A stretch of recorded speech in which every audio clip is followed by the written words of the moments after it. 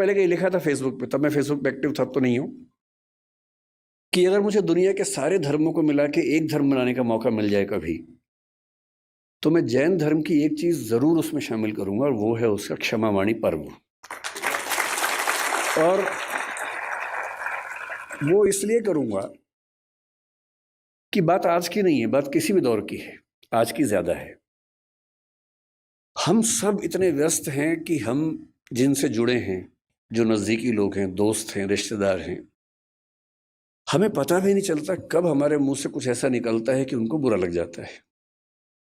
यह भी हो सकता है कि हमारी नीयत एकदम ठीक रही हो, हमने सोच समझ के ना ही बोला हो, पर किसी खास कॉन्टेक्स्ट में किसी खास व्यक्ति ने मेरी किस बात को किस रूप में लिया, ये तो मुझे नहीं पता।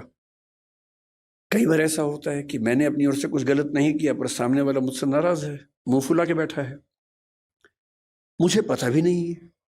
पता हो तो मैं उससे माफी मांग भी लूं, मुझे पता ही नहीं है।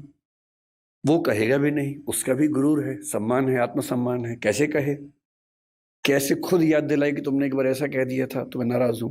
तो जब मैंने सुना कि मेरे मेरे बहुत सारे दोस्त जैन परिवारों से आते हैं, उनमें से एक ने 8-10 साल पहले जब मुझे पहली बार व्हाट्सएप पे भेजा मिच्छामी दुक्कड़म, तो मुझे लगा पता नहीं क्या स्पेलिंग मिस्टेक तो नहीं, क्या लिखा है।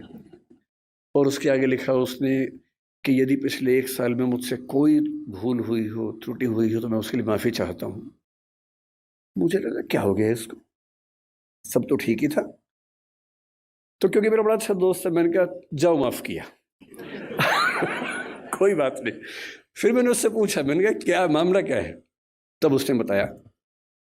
मैंने जैन फिलॉसफी पढ़ी हुई थी, पर ये संयोग से फिलॉसफी के हिस्से में नहीं था, पाठ्यक्रम में, किताबों में नहीं था। तो जब मैंने सुना कि साल में एक ऐसा दिन है जब आपको बिना किसी वजह के माफी मांग लेनी है, कि शायद कोई गलती हुई हो, नहीं भी हुई तो हम एज्यूम कर लेते हैं कि गलती हुई होगी, और मुझे माफ कर दो भाई। मुझे लगा कि किसी समाज के रिश्तों को इंटैक्ट रखने के लिए, बनाए रखने के लिए, ये कितना सुंदर त्योहार है। उस चीज की माफी जो शायद मुझे याद भी नहीं। और अगर सब लोग इतने विनम्र हो जाएं, इतने हम्बल हो जाएं, तो झगड़ा किस बात का है फिर। और अगर यही स्थिति सारे धर्मों में हो जाए, सारे देशों में हो जाए, तो फिर क्यों झगड़ा है। और अगर एक बार पाकिस्तान हमसे मिच्छामी दुक्कड़म कह दे तो दिक्कतें ही खत्म हो जाएंगी। फिर मैंने सोचा मिच्छामी दुक्कड़म कहाँ से आया। तो मैं, भाषा भी मेरा विषय रहता है, तो मैं समझ गया कि प्राकृत और पाली वाला मामला होगा। जब रिसर्च की तो पता लगा प्राकृत का है। तो संस्कृत के एक शब्द या वाक्यांश से यह बना मिथ्या में दुष्कृतम। मिथ्या का मतलब दर्शन में अलग अलग होता है। शंकराचार्य ने मिथ्या को अलग सेंस में लिया, जैन दर्शन अलग सेंस में लेता है।